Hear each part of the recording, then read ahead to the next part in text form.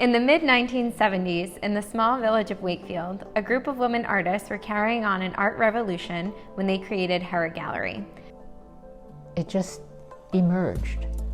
And then, as I say, not so much, for me, the miracle wasn't so much those first years, because they kind of just happened, and it wasn't really a struggle. One thing just followed the next. The miracle occurred over time, that it was able to sustain itself. What thrilled me at the time about Hera wasn't just a space.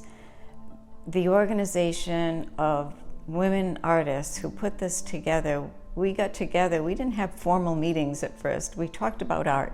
But we were one of 5 women's co-op galleries across the country, 2 in New York, 2 in Chicago, and us. And we were the anomaly, obviously, in this tiny little town. What were we thinking? But we were recognized because of the uniqueness of these women's co-ops. And this was when women artists were really jumping up and down and screaming about, we deserve to have shows and we need to be in museums and galleries. Those feisty women in 1974 that were open to do something new and unusual and powerful, and they are still here creating together. Well, in 1976, 2 years after Hera opened and got established, I returned from New York City and moved back to South Kingstown. And again, as a young artist, I thought I need a space to show my work. And Hera was perfect, so I applied for membership and fortunately was accepted on the basis of my work. I moved to Rhode Island in 1983 to teach at the University of Rhode Island. And one day, a woman showed up in my office. Her name was Sylvia Gutchin, and she was the director of Hera and also the president and an artist member. And she said, "You have to come join Hera."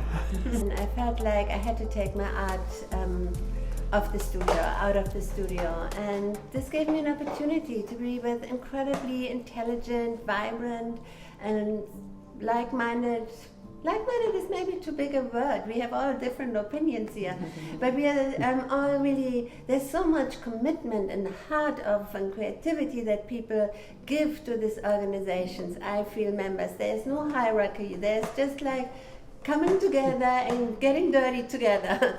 And I really, really loved that. It gave me it was not New York anymore, but I felt just as vibrant and when they opened membership to men, part of what attracted me to the gallery was their feminist history, and I continue to think that it's one of the gallery's real strong points that their art is engaged with community issues, and that they present politically informed work and present it in a way to promote dialogue and discussion in the community about really essential issues.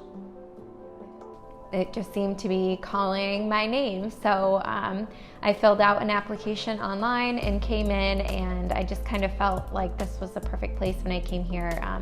It came into my life at exactly the right time. It was almost like I couldn't ignore it. I came from Slovakia in Europe, and I was looking for a community that could feel like home. And I found Hera, and I never left. I think it's really nice to have the community to enjoy thinking about art, looking at art, and to just enjoy each other's company. To the people that are part of Hera, it's really wonderful to be part of this community and this group and participate in a space that is, historically important to our community, and really important to the members who are committed to it. So you can just explore your art and you're not binded to any restrictions. I really enjoy being part of the community, between having people talk about Hera or having people, visit, and seeing people interact with the art. interacting with the other artist members and just being able to be part of an artist community is actually, it's very helpful to me as an artist, and just in general, it's very exciting to see other artists experiment with their work and just different processes, and it's very inspiring. Out of 5 women's run cooperatives, we're one of 2 left in the fact that we're not Providence or Boston or New York City, but somewhere just in between, and that we have made a thriving community here. It's just really special and beautiful, and we'll keep doing it for another 50 years. And I couldn't be more grateful for the opportunities that this place has given me. So many Hera artists have gone on to do amazing things, and it really wouldn't be without this place. Thank you, Hera.